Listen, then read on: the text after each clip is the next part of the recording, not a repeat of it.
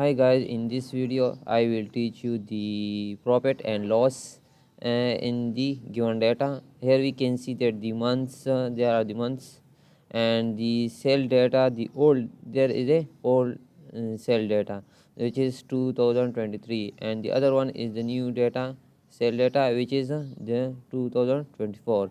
So I have write a small command like equal, and then bracket, select this one, the new one, and then minus sign, and then select the old cell data, the first one, and then bracket close, and then sign of division, and then select again the old one, and then enter. Here we can see that there are 0.25.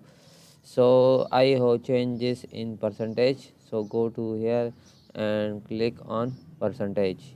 So we can see that they are calculate in percentage, so we can drag like this.